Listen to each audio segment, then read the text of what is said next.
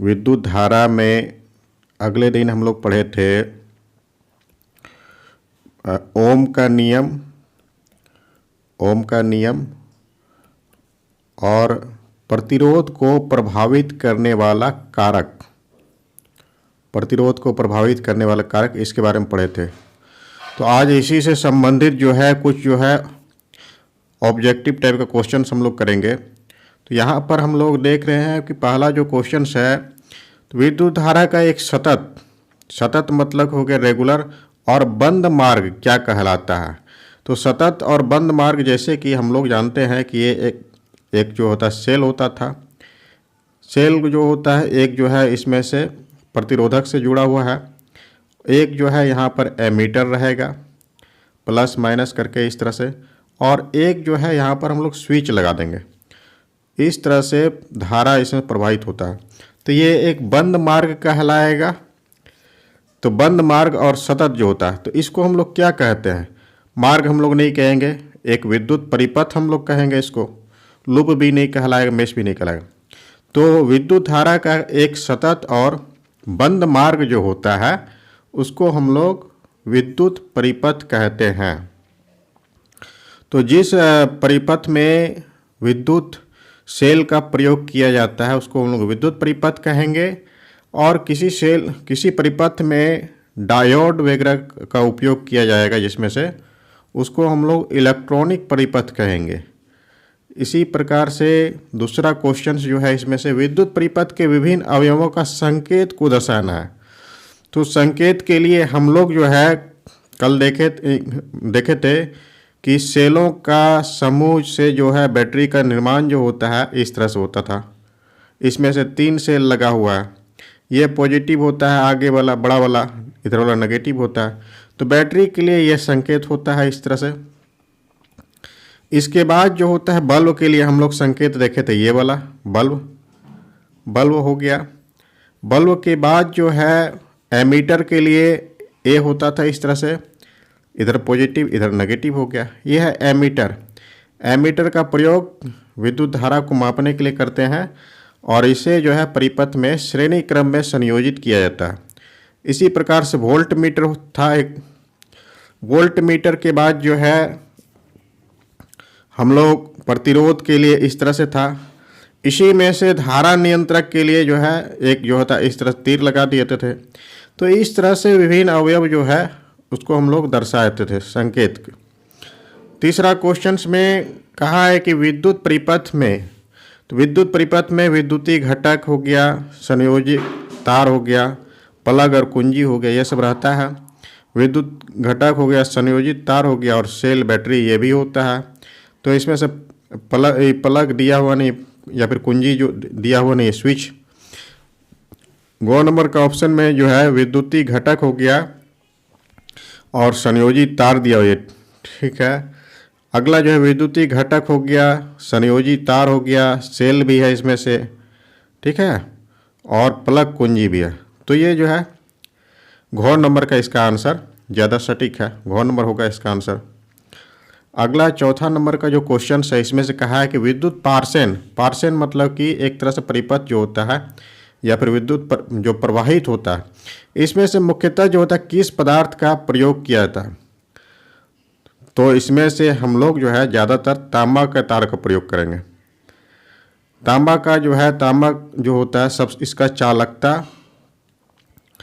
अधिकतम होता है, ठीक है। यह जो है विद्युत और ऊष्मा का अच्छा चालक होता है, विद्युत और ऊष्मा का। और इसका जो है प्रतिरोधक जो होता है, प्रतिरोध चांदी के बाद दूसरे नंबर पर आता है। इसीलिए जो होता है विद्युत का जो है संचरण के लिए हम लोग तांबे का तार का प्रयोग करेंगे। यहाँ पर जैसे कि मिश्र धातु दिया, मिश्र धातु का प्रतिरोध जो होता है थोड़ा अधिक हो जाता है धातु की तुलना में, इसीलिए इसका प्रयोग नहीं किया जा सकता। टंगस्टन का प्रयोग भी नहीं हो सकता, और निक्रोम का भी नहीं होता। तांबा का प्रयोग किया जाता है विद्युत संचरण के लिए। इसी प्रकार से पांचवा क्वेश्चन में विद्युत परिपथ में होता है गति से विद्युत धारा बनती है। ये तो हम लोग जानते हैं, इलेक्ट्रॉनों की गति से जो होता है धारा बनता है। इलेक्ट्रॉन जो होता है वो ऋणात्मक आवेश होता है, इलेक्ट्रॉन हो जाएगा। न्यूट्रॉन नहीं होगा, इलेक्ट्रोड भी नहीं होता है। इलेक्ट्रोड जो होता है विद्युत अपघट्य में, विद्युत अपघटन की क्रिया जो होता है उसमें से इलेक्ट्रोड होता है। धनात्मक इलेक्ट्रोड, ऋणात्मक इलेक्ट्रोड विद्युत अपघट्य की क्रिया में। ये प्रोटॉन, प्रोटॉन पॉजिटिव होता है, इसका प्रयोग नहीं करना है। तो विद्युत वाहक बल जो होता है, या फिर इसको जो कि बैटरी के द्वारा किया जाता है, विभवांतर बनाने का कार्य जो होता है बैटरी करता है परिपथ में। तो विद्युत वाहक बल को हम लोग ई से डिनोट करते हैं। ई बराबर जो होता है ये होता है W/Q। एकांक आवेश को एक बिंदु से दूसरे बिंदु तक ले जाने में जो कार्य किया जाता है उसे हम लोग विद्युत वाहक बल कहते हैं। जैसे कि विभवांतर भी एक तरह से, विभवांतर का भी सूत्र यही होता है। बैटरी का जो है विभवांतर हम लोग पता करते हैं इसके माध्यम से। तो विद्युत वाहक बल का मान जो होता है ई बराबर होता है F/Q। अगला क्वेश्चन है, इसमें से 7वां नंबर का क्वेश्चन जो है, इसमें से किसी परिपथ में इलेक्ट्रॉनों के यादृच्छिक गति को दर्शाना है। तो कोई जैसे कि मान लेते हैं कि हम लोग चालक है, इसमें से चालक, ये इसका मोटाई है इस तरह से। तो इलेक्ट्रॉन जो होता है यादृच्छिक गति करता है, मतलब कि जैसे तैसे रहता है, इसका कोई डायरेक्शंस नहीं होता है, इधर भी हो सकता है, यादृच्छिक दिशा में रहता है, जैसे तैसे कहने का अर्थ हो गया। और जैसे ही इसमें से विद्युत धारा जब प्रवाहित होने लगता है तो इलेक्ट्रॉन का गति जो होता है एक दिशा में हो जाता है, इस तरह से एक ही दिशा में ये गमन करता है, गति करता है। इलेक्ट्रॉन की गति इस प्रकार से हो जाता है। नेक्स्ट क्वेश्चन जो होता है 8वां नंबर में, 8वां नंबर में है विद्युत परिपथ में बैटरी का उपयोग। बैटरी का उपयोग क्यों किया जाता है? क्योंकि यह विभवांतर को बनाता है। विभवांतर रहता है, विभवांतर रहेगा तभी जो है इलेक्ट्रॉन का गति होता है। जिस प्रकार से हम लोग देखे थे जल धारा में क्या होता है, जल जो होता है ऊंचाई से नीचे की ओर बहता है, उसी तरह से इलेक्ट्रॉन जो होता है उच्चतम विभव से निम्नतम विभव की ओर गति करता है, उच्चतम विभव से निम्नतम विभव। और ये बनाने का कार्य जो होता है, विभव जो होता है, वो विभव बैटरी के द्वारा किया जाता है, विभवांतर को बनाए रखता है, जिसके कारण इलेक्ट्रॉन गति करता है। तो धारा उत्पन्न करने हेतु किया जाता है बैटरी का प्रयोग, धारा उत्पन्न करने के लिए नहीं किया जाता है। धारा तभी उत्पन्न होगा जब इलेक्ट्रॉन गति करेगा। आवेश के प्रवाह की दर को हम लोग विद्युत धारा कहते हैं। या फिर जैसे इलेक्ट्रॉन उत्पादन हेतु, इलेक्ट्रॉन जो होता है किसी चालक में वो मुक्त अवस्था में पाया जाता है। विभवांतर उत्पन्न करने हेतु यही बोला होगा। विभवांतर मापने के लिए हम लोग विभव मापी का प्रयोग करते हैं। विभव मापी को जो होता है परिपथ में समांतर क्रम में संयोजित किया जाता है और इसका प्रतिरोध जो होता है विभव मापी का वो उच्च होता है। तो इसमें से हम लोग क्या करेंगे, बैटरी का उपयोग जो होता है विभवांतर उत्पन्न करने हेतु किया जाता है। 8वां नंबर का क्वेश्चन ये है। इसी प्रकार से 9 नंबर में एक विद्युत परिपथ में सेल के चिन्ह में लंबी और छोटी रेखा होता है। जैसे हम लोग जानते हैं ये सेल है, इस तरह से विद्युत परिपथ में सेल, तो लंबी रेखा जो होता है ये धनात्मक होता है। हम लोग जानते हैं, जिस तरह से पढ़ते आ रहे हैं, ये धनात्मक होता है। तो इसमें से ओम का नियम जो होता है, जो हम लोग पढ़े थे, इसमें से तापमान जो होता है वो नियत रख करके हम लोग प्रयोग किए थे। तो नियत ताप पर क्या हो रहा था कि जैसे कि हम लोग धारा का मान को बढ़ाते जा रहे थे, ग्राफ जो यहाँ पर खींचे थे, ये धारा होता था I और ये V होता था। तो इसका ग्राफ जो होता है वो मूल बिंदु से होकर के बढ़ रहा था और ये एक जो होता सरल रेखा था। जैसे जैसे हम लोग धारा का मान बढ़ाते हैं उसी तरह से विभवांतर का भी मान बढ़ते जाता है और इसका ग्राफ एक सरल रेखा होता है। तो ये प्रयोग जो होता है हम लोग नियत ताप पर करते हैं। तो नियत ताप पर हम लोग क्या देखे थे, V और I का जो अनुपात जो होता है वो स्थिरांक था। यही ओम का नियम कहता है। नियत ताप पर विभवांतर और विद्युत धारा का अनुपात जो होता है वो एक स्थिरांक होता है या फिर नियतांक के बराबर होता है। तो ओम का नियम जो होता है वो नियत ताप पर हम लोग करेंगे। इसी प्रकार से 12वां नंबर का क्वेश्चन जो होता है, किसी चालक के वोल्टेज ग्राफ की आकृति, अभी हम लोग देख रहे थे वोल्टेज ग्राफ V और I का ग्राफ हम लोग देख रहे थे, एक सरल रेखा होता है और ये मूल बिंदु से होकर के गुजरता है, तो ये एक रेखिक होता है, कहने का अर्थ हो गया। इसी प्रकार से 13 नंबर का क्वेश्चन जो है था, ओम के नियम को गणितीय रूप में किस प्रकार से निरूपित करते हैं? तो V बाय I ये हम लोग पढ़े थे, ये एक स्थिरांक होता है, इसका अनुपात, ठीक है। तो स्थिरांक को हम लोग बराबर में जब डिनोट बदले थे तो एक R से डिनोट किए थे, जो कि प्रतिरोध होता है। तो V बराबर जो होता है IR होता है, R एक जो होता है नियतांक होता है जिसे हम लोग प्रतिरोध कहते हैं। तो गणितीय रूप में इसको हम लोग इस प्रकार से डिनोट करेंगे, V इक्वल टू IR। इसी प्रकार से अगला क्वेश्चन जो होता है 14 नंबर में, 14 में हम लोग देख रहे हैं इसमें से क्या करना है। हाँ, 14 में क्या करना है, किसी विद्युत सर्किट के दो बिंदुओं के मध्य एक इकाई आवेश का स्थानांतरण में हुआ कार्य, जैसे कि हम लोग जानते हैं V इक्वल टू हम लोग पढ़े थे W बाय Q।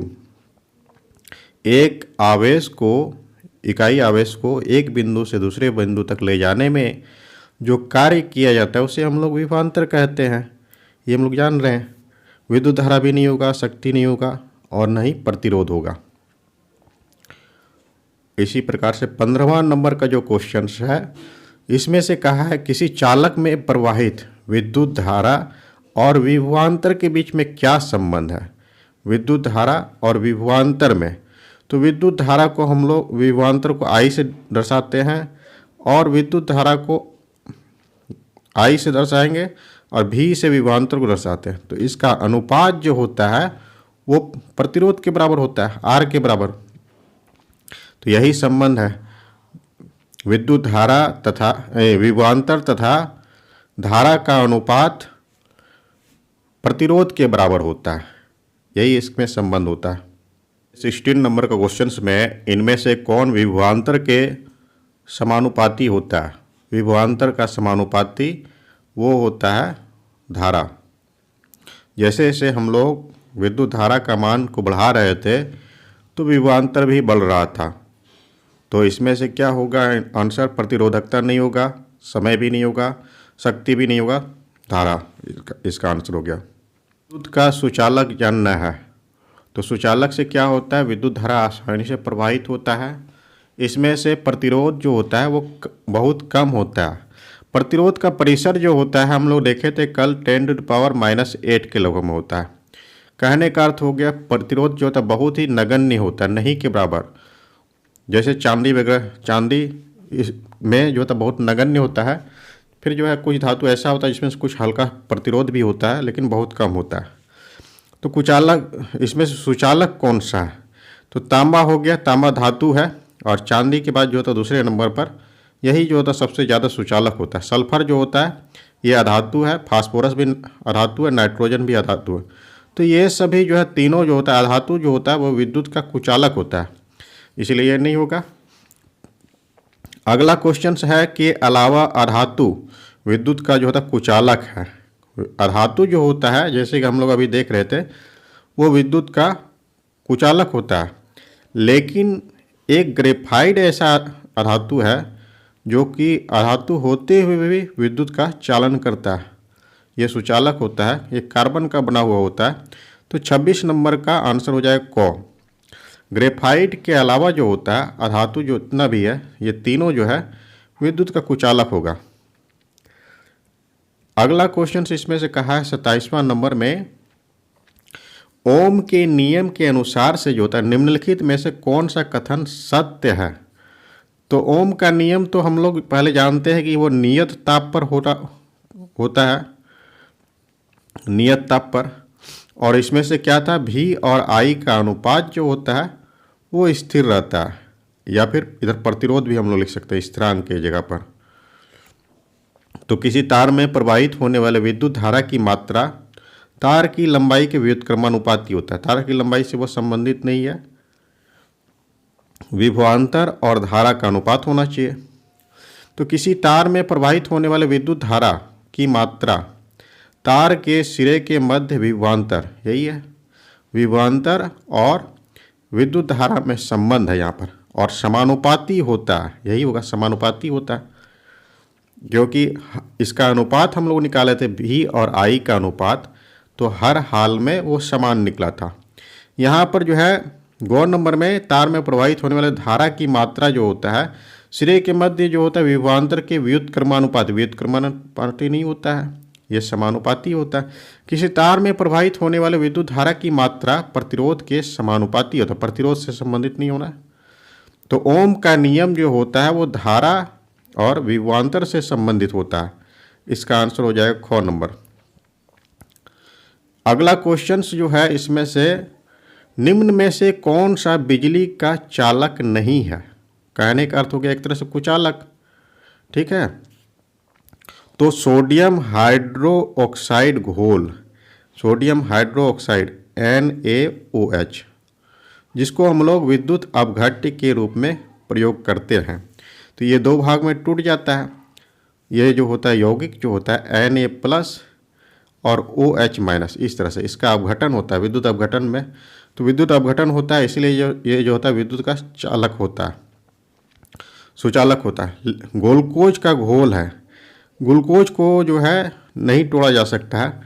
इसके बाद है एसिटिक एसिड का घोल, एसिडिक एसिड है, क्लोरिक एसिड है HCl, ये दो भाग में टूट जाता है, एक हाइड्रोजन प्लस और क्लोरीन माइनस। विद्युत अपघट्य में इसका प्रयोग होता है, इसलिए ये विद्युत का चालन करता है। तो इसका आंसर जो हो जाएगा वो ग्लूकोज जो होता है, ग्लूकोज घोल में विद्युत का चालन नहीं करता है। 28 नंबर का जो होता है ख नंबर इसका आंसर है। उसी प्रकार से अगला जो होता है 29 नंबर में ओम का नियम, ओम का नियम जो है इसमें से स्थिरांक क्या होता है V और I, V = निकला था IR, R ही स्थिरांक होता है। R को हम लोग क्या कहेंगे, प्रतिरोध जो होता है, प्रतिरोध जो होता है एक स्थिरांक होता है इसमें से। 29 नंबर का सॉल्यूशन ये क्वेश्चंस में कौन सा नियम एक चालक कंडक्टर जो होता है में संभावित अंतर वर्तमान प्रवाह, ठीक है, प्रवाह मतलब हो गया एक तरह से विद्युत धारा जो होता है, ठीक है, और संभावित अंतर एक तरह से हो गया विभवांतर जो होता है, जिसको हम लोग कहते हैं विभवांतर, विभवांतर और धारा, ठीक है, के संबंध को बताता है। तो फैराडे का नियम है, न्यूटन का नियम, जूल का नियम, ओम का नियम इसका आंसर होगा। ओम का नियम ही जो होता है विभवांतर और धारा के बीच में संबंध को दर्शाता है, क्यों इसका अनुपात जो होता है हमेशा एक स्थिरांक होता है। इसी प्रकार से अगला क्वेश्चन जो होता है इसमें से कहा गया है कि धातु चालक के संबंध में निम्न में से कौन सा विकल्प सही है। तो धातु चालक के संबंध में, ठीक है, निम्न में से कौन सा विकल्प सही होता है। तो धातु चालकों में केवल ऊर्जा स्तर की गति होती है, ऊर्जा स्तर का गति होता है। धातु चालक में केवल इलेक्ट्रॉन की गति होता है, यही हम लोग जानते हैं, इलेक्ट्रॉन का गति से ही जो होता है विद्युत धारा उत्पन्न होता है। चालकों में धनात्मक आवेश जो होता है वो नियत होता है। अगला इसमें से कहा है कि चालक के धातु चालक में केवल केंद्रक की गति होता है, केंद्रक, इस तरह से केंद्रक होता है। केंद्रक में जो होता है प्रोटॉन और न्यूट्रॉन पाया जाता है। फिर जो है ये तो इसमें से केवल हम लोग जानते हैं कोई भी धातु है उसमें से जो परमाणु जो है सूक्ष्मतम कण, उसमें से इलेक्ट्रॉन ही केवल गतिशील होता है, मुक्त इलेक्ट्रॉन। धातु चालक में केवल प्रोटॉन की गति होता है, ये तो होता ही नहीं है। तो इसमें से ख नंबर इसका आंसर हो गया, केवल इलेक्ट्रॉन की गति होता है इसमें से धातु चालक में। अगला जो है इसमें से 33 में किसी चालक के प्रतिरोध पर उसके का कोई प्रभाव नहीं पड़ता है। तो किसी चालक के प्रतिरोध पर, तो प्रतिरोध पर जो है हम लोग जानते थे, कल देखे थे, प्रतिरोध जो होता है वो उसका लंबाई का समानुपाती होता है। और दूसरा हम लोग पढ़े थे प्रतिरोध जो होता है मोटाई का व्युत्क्रमानुपाती होता है, इस तरह से था। और साथ ही साथ क्या होना चाहिए, तापमान जो होता है वो स्थिर होना चाहिए। यही था प्रतिरोध को प्रभावित करने वाला कारक। 3 कारक है। तो आकृति, आकृति जो होता है, आकृति मतलब कि जैसे कि वो त्रिभुज के आकार का है या फिर चतुर्भुज के आकार का है, इस प्रकार से हो गया। तापमान तो प्रभावित करता है, मोटाई प्रभावित करता है, जैसे कि ये अनुप्रस्थ काट का जो क्षेत्रफल जो है, और लंबाई भी प्रभावित करता है। तो कौन सा प्रभावित नहीं करता है, वो है आकृति। आकृति प्रभावित नहीं। प्रकार से अगला क्वेश्चन में, किसी पदार्थ को विद्युत बल्ब के तंतु, विद्युत बल्ब का तंतु में टंगस्टन का प्रयोग किया जाता है, उसमें इनमें से कौन सा गुणधर्म होना चाहिए, उसका गुणधर्म क्या होना चाहिए। तो निम्न तापमान, उच्च प्रतिरोधकता, निम्न गलनांक, उच्च चालकता। तो निम्न तापमान का अर्थ हो गया उसका तापमान कम हो, ठीक है। उच्च प्रतिरोधकता, प्रतिरोधकता अधिक होगा, तभी जो है वो बल्ब जो है जलेगा अच्छा से, तभी उससे लाइट उत्पन्न होगा। निम्न गलनांक, गलनांक अगर यदि कम होगा तो वो धातु तुरंत पिघल जाएगा, तो ये नहीं होना चाहिए। उच्च चालकता, चालकता में धातु में देखा जाता है चालकता, तो वो जो होता है वो धारा को आसानी से प्रवाहित कर सकता है। तो धारा आसानी से प्रवाहित करेगा तो यहाँ पर बल्ब जो होता है सही ढंग से नहीं जलेगा। तो इस प्रकार से हम लोग टंगस्टन का प्रयोग इसलिए करते हैं क्योंकि इसका प्रतिरोधकता जो होता है वो ऊंच होगा। अगला जो है 37 में, तांबे की निम्न प्रतिरोधकता के कारण, इसका प्रतिरोधकता निम्न होता है, ठीक है, का इस उपयोग किया जाता है। तो संचरण लाइन में इसका प्रयोग किया जाता है। विद्युत धारा को जो होता है एक स्थान से दूसरे स्थान तक पहुंचाने में इसका प्रयोग किया जाता है, क्योंकि इसका प्रतिरोधकता निम्न होने के कारण। तो हीटर का प्रयोग, हीटर में प्रयोग इसका प्रयोग नहीं कर सकते हैं। तो हीटर में क्या होना चाहिए, हीटर में इसका उच्च तापमान का जरूरत पड़ता है, उच्च तापमान का।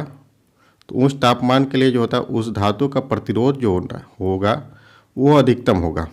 टोस्टर में भी नहीं, बल्ब में भी नहीं होगा। तो इस प्रकार से संचरण लाइन के लिए इसका प्रयोग करेंगे हम लोग। 38 नंबर में, समान लंबाई समान है और इसका व्यास जो होता है वो भी समान होगा। कहने का अर्थ हो गया मोटाई जो होता है वो समान होगा। तो इसमें से तांबे हो गया, चांदी हो गया, नाइक्रोम कांच, ये इस तरह से 4 धातु है। इसमें से इन तारों में से किसका प्रतिरोध जो होता है अधिक होगा। प्रतिरोध जो होता है अधातु का जो होता है सबसे अधिक होता है। ये जो कांच जो है ये अधातु है।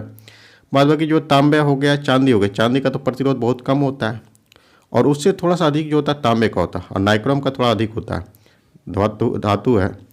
तो इस प्रकार से जो होता है चांदी, कांच के तार का जो होता है प्रतिरोध जो होता है ये अधिक होता है। समान लंबाई में हम लोग देखेंगे।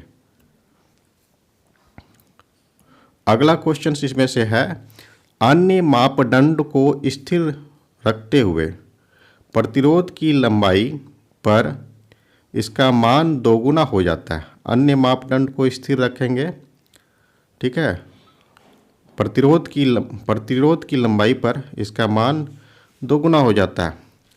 प्रतिरोध है, प्रतिरोध का मान दोगुना कब होगा देखना है इसमें से। जब लंबाई को हम लोग, प्रतिरोध जो होता है वो समानुपाती होता है लंबाई का, ये हम लोग पढ़े थे। प्रतिरोध लंबाई का समानुपाती होता है। तो अगर यदि हम लोग लंबाई को दोगुना कर देंगे तो प्रतिरोध का मान जो होता है वो भी दोगुना हो जाएगा। तो लंबाई जो होता है दोगुनी करने पर, ख नंबर जो इसका आंसर है, दोगुनी करने पर प्रतिरोध भी दोगुनी हो जाता है।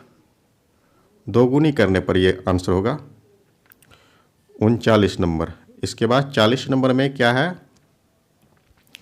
40 नंबर में है, एक चालक का प्रतिरोध ताप में परिवर्तन से लगभग और अप्रभावित रहता है। ताप में परिवर्तन करेंगे तो वो अप्रभावित रहेगा। तो ऐसा तो था नहीं किसी भी चालक का अगर यदि ताप में परिवर्तन करते हैं तो उसका प्रतिरोध जो होता है वो बढ़ जाता है। ताप बढ़ाने पर प्रतिरोध बढ़ेगा, ठीक है। लेकिन यहाँ पर कह रहा है कि इसमें से देखना है कौन सा धातु ऐसा है जिसमें से ताप में परिवर्तन करने पर उसका प्रतिरोध जो होता है अप्रभावित रहता है। तो वो धातु मैग्नीन है, मैग्नीन। बाद बाकी जितने भी धातु हैं इसमें से ताप में अगर परिवर्तन करेंगे तो उसका प्रतिरोध भी परिवर्तन हो जाएगा। निकेल में अगर ताप में हम लोग परिवर्तन करेंगे तो वो परिवर्तन हो जाएगा, एल्युमिनियम में भी और चांदी में भी। तो हम लोग प्रतिरोध के बारे में पढ़े थे 20 डिग्री सेंटीग्रेड तापमान पर 10⁻⁻8